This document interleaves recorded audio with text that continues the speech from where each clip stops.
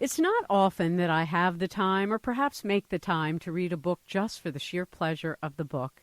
As you all know, most often I'm reading a book for research, undertaking a new book, or a radio broadcast. But biography is by far my favorite genre to read.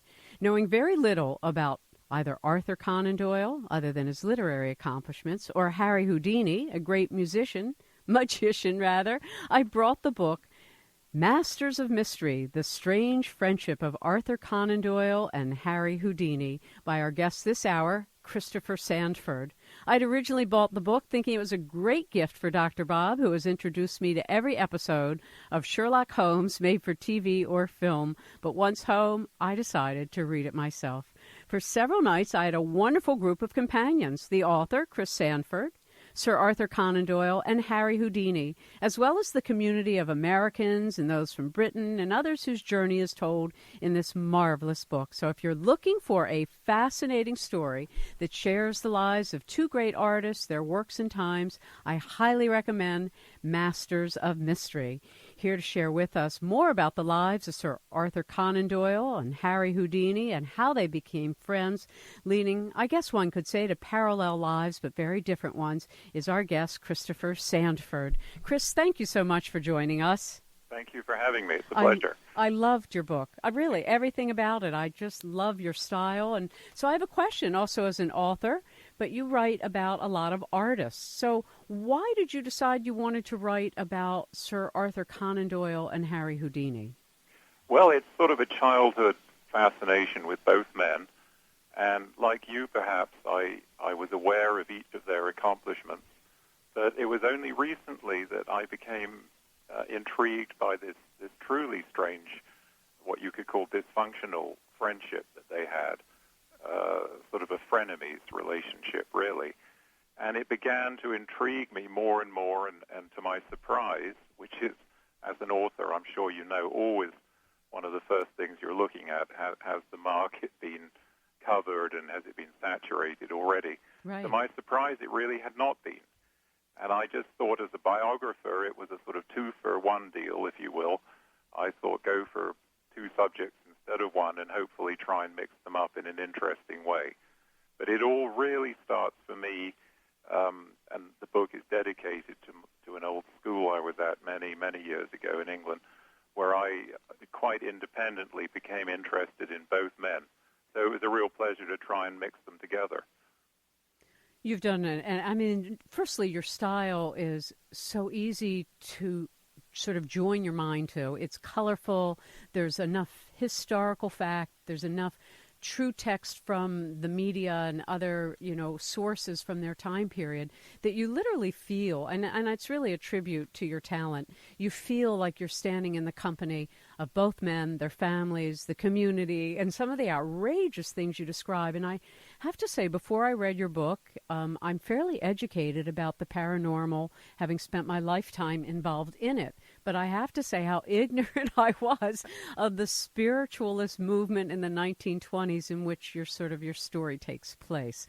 So when you began to do your research, Chris, about either men, how did you discover that they had this friendship that also was somewhat of a contentious relationship?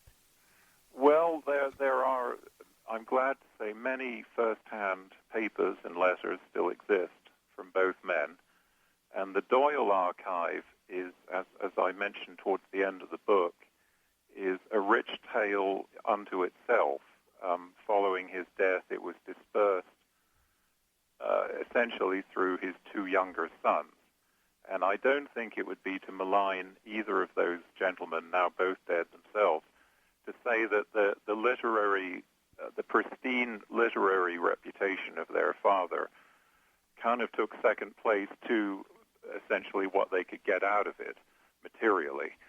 So the archive and Doyle's letters and his papers on the paranormal began a very strange and circuitous journey in the 30 or 40 years after his death. Mm-hmm. And at one time, for instance, they were lodged in a tax shelter in Switzerland, and the access to them was extremely limited by anyone. In fact, it was impossible to find them.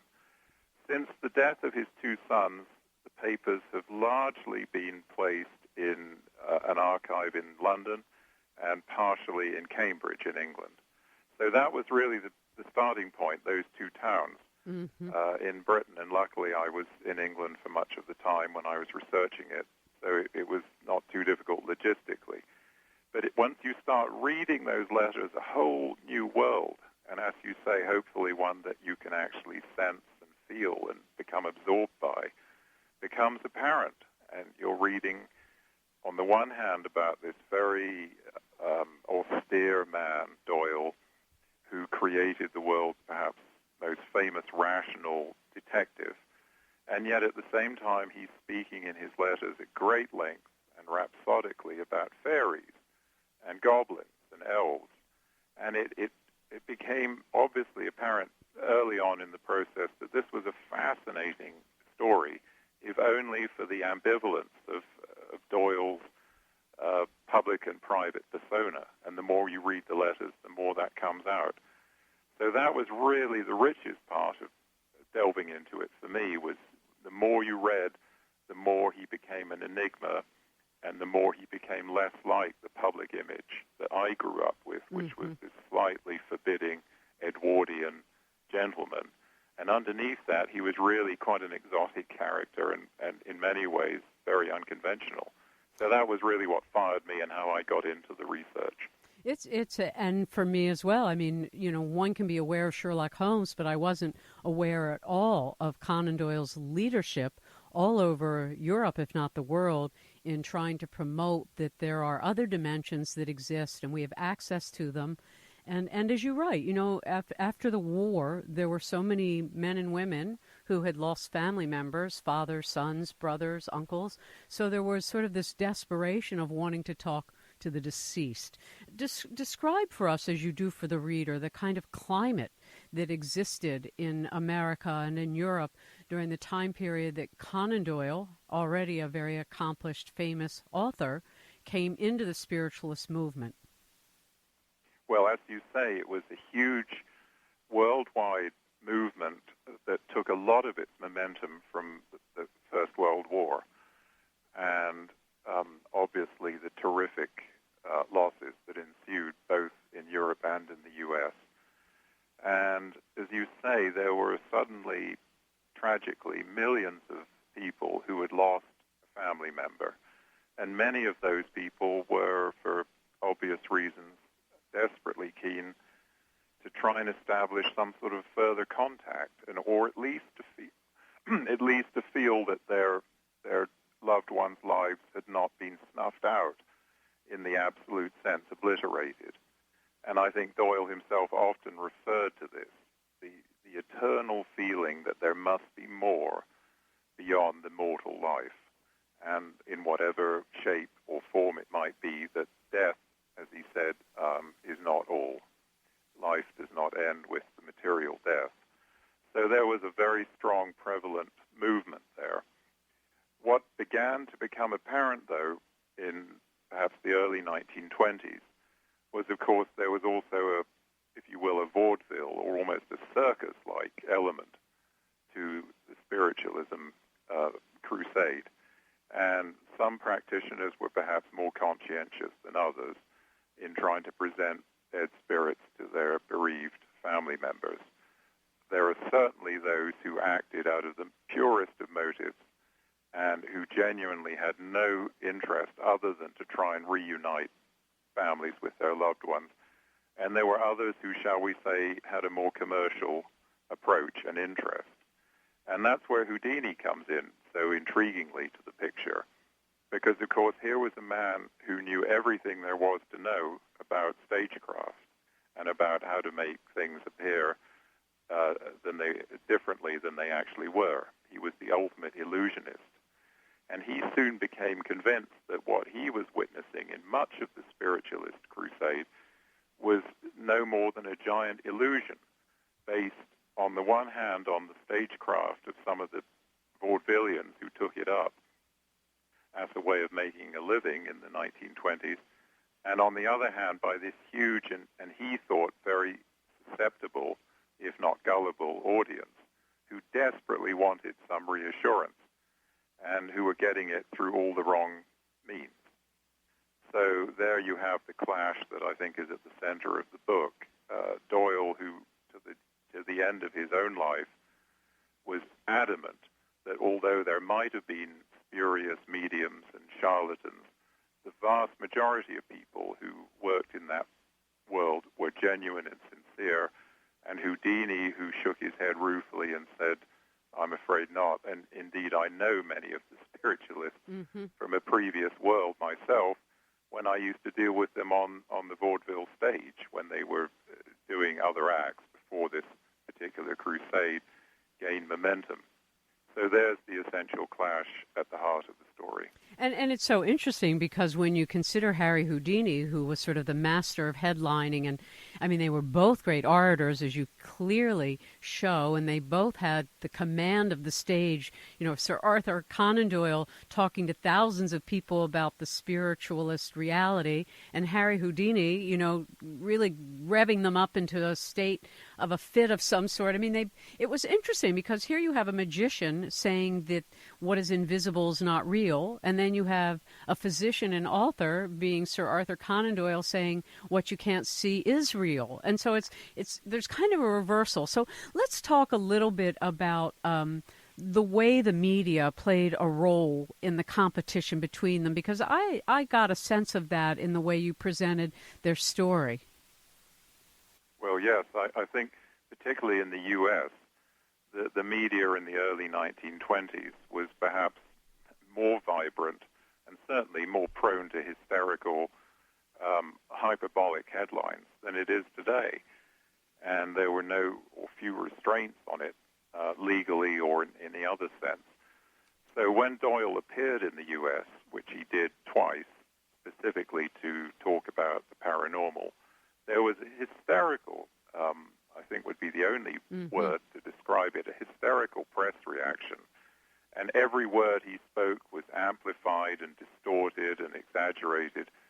And I think to his own shock and horror at times, some of the things he said about the afterworld were immediately relayed through the tabloid press as quite differently.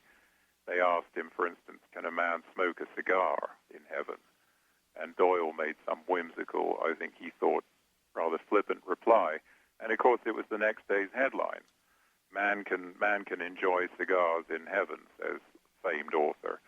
So it all became a hugely inflamed, and I think it was a good way as a circulation war at the time.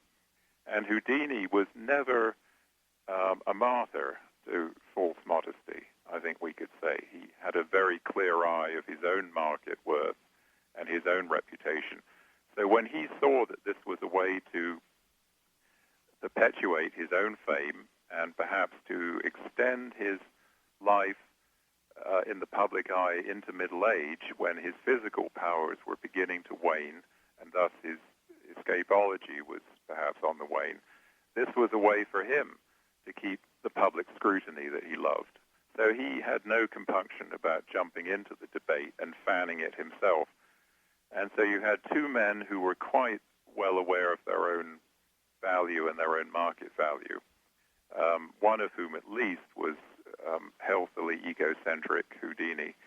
And you have a rabidly excited American press, and you have all the ingredients there for the sort of shrill and enjoyably over-the-top headlines that you saw in the 1920s. As I read your book, I thought, boy, this would be a great movie. I live in hope. I will hope for you. Thank you. I think you've just, you know, I've read so many biographies because that's the genre I enjoy just for the pleasure of reading. And as I said in the beginning, I bought this for my husband because he's a big Sherlock Holmes fan. And I have myself now seen everything there is to see, I think, at least 3 or 4 times. And when I read your book, it opened a door up to my thinking about not only mass media, but also the horrible aspect of media sensationalism, whether it's about politics or world affairs, or something, in this case, of the invisible realms. And so when I think about Randy the magician, who we call the unamazing Randy in our household, from Psychop, who went around trying to really ruin any kind of scientific laboratory work that was going on with homeopathy or other important advances, I feel, in science, it kind of made me feel like, wow, that's a lot like Harry Houdini, kind of taking the stage of other people's momentum, exploiting it for themselves and their own reputation, not by adding anything new, but by interfering with anything new that might happen. And I found that pretty amazing. Yes, yes. We're going to take a little break, and then we'll come back and pick up some more about Harry Houdini and Sir Arthur Conan Doyle, our guest, if you've just joined us, and I encourage you all to buy this book, Masters of Mystery. So coming back to the strange part of the friendship between Conan Doyle and Houdini, they had a rather vigorous exchange in letters, as well as exchange through press reports and that editorialization. But in the beginning, it was rather friendly. So explain for our audience what happened over the course of time between the two men to really allow you to rightly say the strange friendship between the two men. Well, yes, it did undergo a huge change. I think at the beginning it was dictated largely by, on the one hand, Doyle's very formal Edwardian sense of manner, his extremely what you might call good English manners. And he saw Houdini as a well-meaning young man, as he called him, who, with a certain amount of education and tutoring by him, Doyle, could perhaps be educated up to the sort of level of Doyle's own understanding. So he was slightly condescending, perhaps, and yet nonetheless very formally polite relationship. Houdini, on his part, was always a frustrated author, and I think very conscious of the fact that he had limited formal education. For the rest of his life, loved to rub shoulders with men of letters, associate with what he thought of as the intellectual elite. And so Doyle was an obvious godsend from that point of view. And I think Houdini courted Doyle for the reflected glory to some extent that he could get. So each man had a sort of agenda above and beyond the specifics of their argument. It became less friendly and ultimately very bitter after a specific incident that took place. There was a very dramatic break in their friendship, and to be exact, it took place in June of 1922, and it happened in a room in the old Ambassador Hotel in Atlantic City, which I believe no longer exists. It's part of some huge casino complex. But in those days, it was a large, rather gloomy-looking family hotel on the beach there. And the Doyle and the Houdini families both found themselves staying there one sunny afternoon in June of 1922. Houdini had always had a very close relationship with his mother, Cecilia, who had died, I think, 9 or perhaps 10 years before these events. She died in 1913, so 9 years earlier.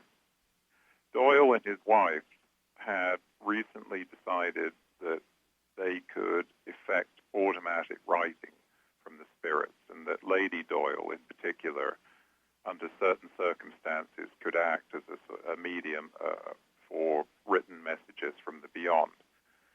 And these two convinced Houdini to join them in their hotel room in Atlantic City, where they drew the blinds and joined hands, and eventually Lady Doyle produced 13 pages of writing, which she was adamant had come to her unconsciously or subconsciously from the late Mrs. Houdini, Houdini's mother. And there are various versions, two very distinct versions, of what happened next. Both the Doyles were adamant that this was a completely genuine message from the beyond, and that Houdini himself had accepted it and had been tearfully overcome with emotion at receiving it. And they saw this as the moment when Houdini went from being a skeptic to being a believer. Houdini himself said nothing, at least initially, following the séance, but not long afterwards began to raise doubts about it and ultimately publicly ridiculed the Doyles. One of the reservations he had, and that he expressed very forcibly in the newspapers, was that this letter, the message that came through apparently from his mother, was written in almost classically Edwardian formal English. And as he pointed out, his late mother, being Hungarian, had never mastered the English language, let alone was able to speak it quite as fluently as the message that came to him. And there were other discrepancies and inconsistencies that he later pointed out. So once he went into print denigrating Lady Doyle as a medium, the war was declared. That was the end of even the surface friendship. Mm-hmm. And from then on it became an open battle of the two men. And I think also Conan Doyle's sense of chivalry and his obvious love for his wife was also offended, because he saw that this had been an attack by Houdini on his wife as much as it was on him. And that, I think, added to his fury in the subsequent fight that took place. So from that moment in Atlantic City onwards, the gloves were off, and it dropped even the pretense of friendship and became a war for the rest of their lives. And it was interesting to me that Houdini, because people often make this common error, at least from my own experience as well as my own understanding, is that the medium will translate into the language they know whatever it is they've heard. It's like an automatic kind of translation. Like in computers, there's zeros and ones. And my own experience as a telepath is that that's what happens. Is a foreigner speaking a foreign language here or there can speak to you, and your mind automatically has this capacity to turn it into a language you know. And I was thinking how people have made that error, the exact one Houdini made, that there's this assumption that if somebody has passed on, that when they communicate to the living, that the living has to tell you in the language they hear it. But that's not actually, at least from what my experience in other mediums that I know, that's not what happened. So I thought that was a really interesting kind of trip point. And the other thing that you make such a beautiful case for is kind of the complicated way in which Arthur Conan Doyle went about doing the research that interested him so much, because his wife Jean, as you pointed out, was a medium and made contact with a being who claimed he was a 10,000-year-old scribe. Phineas, is that how you pronounce his name? Yes, that's right. And this became, it's a peculiar thing, and I've seen it also in the quote-unquote New Age movement with channeling, that people get addicted to getting information from somewhere else other than their own conscious judgment. And Conan Doyle did that, meaning, Phineas became the go-to guy for even when they should start a vacation. So I think that this really complicated how people saw him, even when what he would be talking about might be credible. What do you think? Yes, I think he strained the friendship of many of his supporters towards the end of his life, who were prepared to give him the benefit of the doubt in terms of his séances, specifically with that seemed to materialize spirits. But when he began to increasingly lecture them that the end of the world was nigh, which became one of Phineas's repeated warnings, that there was going to be an awful cataclysm that would engulf the planet, and that we had all better prepare for an imminent doom, because it was coming sooner or later. Many of Doyle's closest friends, I think, began to lose patience. And to begin with, there were even specific dates given, as we see even now from time to time, for Armageddon was prophesied for various dates. And when these days came and went without the promised apocalypse, Doyle had to rationalize why it had not happened according to the prediction. And some of his rationalizations also began to strain, I think, the patience of his audience. So towards the end of his life, it's fair to say that he risked his reputation. And you can say that he did that bravely, fully knowing that he would be ridiculed, and there's evidence he was well aware of what he was risking, or that this was a case of a man whose own losses, and he was bereaved no fewer than 11 times as a result of the First World War, including his first son and his only brother.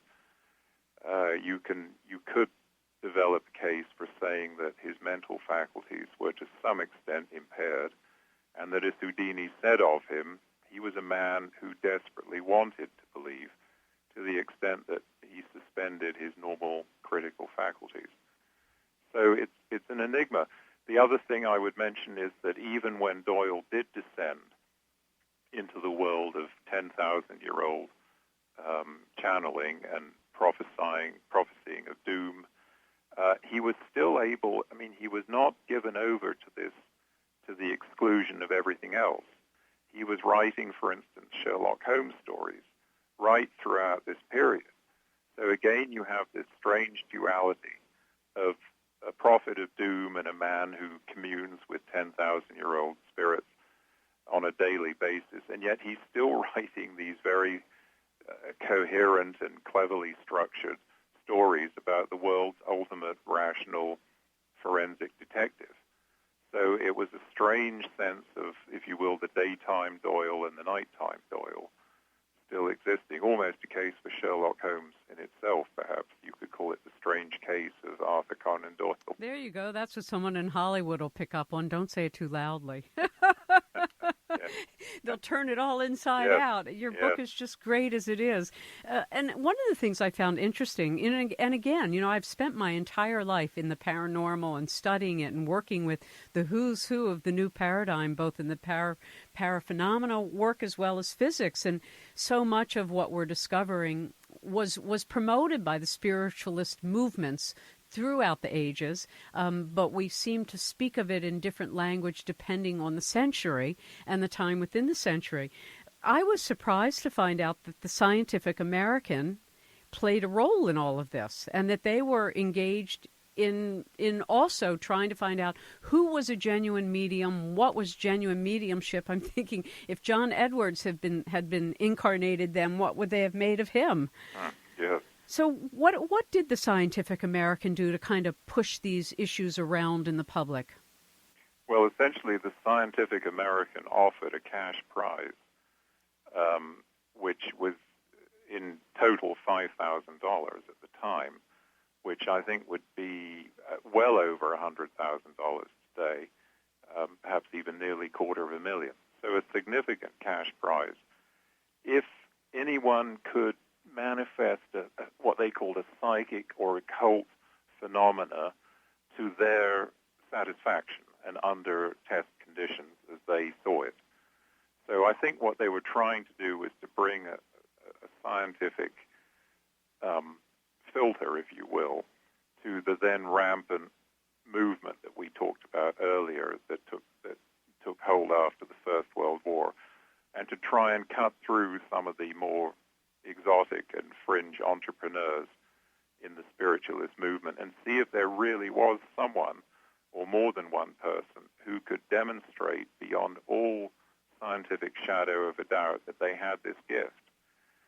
And they appointed a committee. Chris, before you go too far, what they seemed bent on having manifest, though, were actual physical sounds or physical things that would appear out of nowhere, like the yogis produce. Yes, essentially it was a physical manifesting medium that they were interested in. I mean, they tested, for instance, a case where there was allegedly a case of X-ray vision, where a man claimed he could read a scrap of paper securely locked inside a steel box, and where a man claimed that he was possessed by a spirit who spoke to him, even though he was able to levitate, for instance, lights and other objects through a room, even though he was under restraint. It was on that sort of level, yes. Mm-hmm.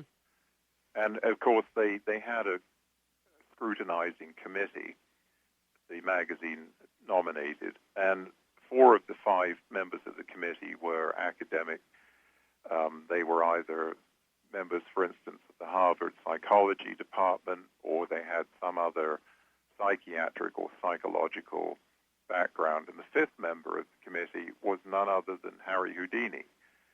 And it was Houdini who set himself up as the man who would cut through some of the flim-flam, as he called it, of these of the claimants to the prize, and point out that they had done no more than he had done for most of his professional career in terms of, for instance, slipping out of knots and ropes and restraints, of which he was a past master, of course. And it was he saw himself very much as the medium buster, if you will, of the five. And it became a story in itself because, of course, the committee members began to fall out amongst themselves. Some of them were more prone to credit certain mediums and manifestations than others, and Houdini remained consistently the naysayer of the committee, permanently the man who tried to point out what the others he thought had missed. So that became a schism in itself, and the committee ended in the whole Scientific American initiative ended in disarray and acrimony, and they fell out amongst themselves, and Houdini added his 4 committee members to his long list of professional enemies. So they joined Doyle in his estimation. Well, it interests me because I said, Randy the magician who went around doing the same kind of showmanship to disprove anything paranormal, because all they were looking for was physical manifestation, and yet most of the work has nothing to do with physical manifestation. It has to do with information. So it's very interesting to me what has happened over the centuries now to this kind of work. And when you think about the change today that you have physicists talking about the observer effect, that a person looking at something changes it, that having the presence of somebody who is really negative and really opposed can in fact affect the outcome of an action by somebody else. So I just thought that interesting. Look, we're going to take our last break of the hour, and then we'll come right back and talk a little bit more about some of the other traits they may have shared in common in terms of their natures and what was dissimilar. So, Chris, when you look at these lives, I mean, they were extraordinarily different, but they both really were driven to prove whatever it was they were driven to prove. And there were other commonalities, I felt. What, after you studied their lives, did you see they shared in common? Well, yes, they were, as you say, on the one hand, very different, almost comically so. Even standing side by side, Doyle and Houdini looked kind of mismatched. Doyle was this big, shambling, 6'4", rather bulky Englishman, and Houdini was, to me, looked like a jockey. He was very compact, small, wiry. His outfits usually didn't fit him very well. And there's a sort of comic picture right there in the contrast. They did have certain underlying characteristics, though, that they shared. I hesitate to delve too far into the psychology of the two men, but you could certainly see the way in which they grew up, albeit thousands of miles apart, was quite similar, in many ways eerily similar. They were both very attached to their mothers, almost unnaturally attached. And as we said earlier, it was Houdini's mother who the Doyles tried to bring back to him, rather than Houdini's father. And they both, Doyle and Houdini, were extremely sentimentally attached to their mothers. Really, I think their careers in the early stages were an effort to impress their mothers and perhaps to also almost look after financially, shelter their mothers and their extended families. And I think each man was motivated hugely by mother approval. And you could also say, conversely, that each man had in the conventional sense of the word, a failed father. In that Houdini's father emigrated from Hungary to the U.S. and never really found his feet in the New World. He had a kind of checkered career and at one time practiced as a rabbi, but never really had a materially or personally rewarding career, and died rather young, in his early 50s, and leaving the family nothing tangible except a large number of debts. Doyle's father was a very similar case in some ways. He was a man who held down a respectable enough job for some years in Scotland, working for local government, but also had a parallel career as an artist and a frustrated painter, and eventually took to drink, I think partially because of the frustrations of his artistic career not getting anywhere, and died in what was then called a lunatic asylum. We'd now probably call it almost, it was a sort of therapy or a place of, I won't say drying out, but it was a place where men who were troubled by addictions of one sort or another were sent in Scotland, and also died in his early middle age. So you could say that both men were motivated by this strange, fractured family upbringing, trying to impress their mothers and perhaps to rise above the rather bittersweet examples of their fathers. Mm-hmm. No, you've just done a stunning job of drawing out the qualities of both. And if you know, because when I find I write about people that aren't quite so colorful but biblically historical. I did a book on the 7 prophetesses of Israel and had to study their lives. Well, there's not a lot written, you know. Yeah. So a lot of it you have to just sort of kind of get a sense of. But you had some historical materials, and you had other people's characterizations as well as people historically having written about them. But when you engage them, because as you mentioned at the start of tonight's show, you had a childhood love of Sir Arthur Conan Doyle's writings and Sherlock Holmes, etc. And Harry Houdini, of course, is a colorful character to any child who ever thinks about anything about magic. He always comes up. But what did you learn from them as you did this work? Well, I suppose the obvious answer is that there was much more to each man than merely the public persona that they presented. Another thing they had in common that became apparent was that each man grew weary of his most famous creation long before the public did. And I think part of their struggle over the spiritualist debate was each man trying to, if you will, become something that they weren't, essentially, or that they had not been. I mean, Doyle, we sometimes forget, because Sherlock Holmes, of course, remains apparently immortal to this day, in unstoppable flow of Holmes merchandise and accessories. But Doyle himself tired of Holmes within a mere year of inventing him. It's extraordinary to think that he started really life in 1889, and by 1890 or 1891, Doyle was actively trying to kill him off, and of course famously did kill him off in one story, only to have to bring him back because of public demand. Well, you know, while I was sitting here on the break, I said to our producer, Miss Courtner, I said, I have a great scheme. So he could kill off Sherlock Holmes, and then believing as he does in the spiritualist movement, Sherlock can come from the other side advise, you know, a living detective. And I'm thinking, now that's what Hollywood will do. That's another movie scenario there, isn't exactly there. Now I've given you 2 that they might twist around to make happen. And when you look at them, because you are a biographer, and I was stunned by the fascinating people you've written about: Steve McQueen, Roman Polanski, and then a bunch of rock and rollers: Mick Jagger, Eric Clapton, Kurt Cobain, David Bowie, Sting, Bruce Springsteen, Keith Richards, Paul McCartney. How do you pick who you're going to focus on? And what is it that intrigues you about any one? Because you're obviously attracted to artists in general. What is it about being a biographer that interests you? Well, I can see there's a bit of a leap there from, for instance, Bruce Springsteen to Conan Doyle or someone. Well, I don't know. It was never, to be honest, it was never a conscious decision to write rock music specifically. It was, I happened to have met Mick Jagger many years ago, and perhaps with the Doyle and Houdini story, what struck me was how different he obviously was. And he and I shared, if nothing else, a love of the eccentric, lovable English sport of cricket.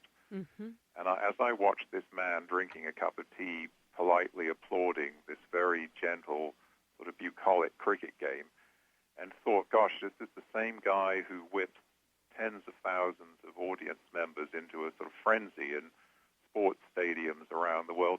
I began to see, if you will, a contrast. And so Jagger interested me on that level. And of course, having written that particular book, you're then offered another book of a roughly similar genre. And I didn't feel inclined to say no at the time. So before you know it, you've done 6 or 7 like that. But I think if there was one thing that I could say is interesting to me, and I hope comes through in the book to some extent or another, it's to try and bring out the ambiguities in people who are famous for one particular thing or who present one image, and of course in every case have, to some degree or another, a different persona underneath the main one. And I try and bring out the full personality. And I think this particular book, Doyle and Houdini, was rich in that sense, if nothing else, because it does have this very strange, sort of almost black and white contrast between their public persona and the struggle that was going on just underneath the surface. So that always interests me, that tension or that contradiction between a public and a private person.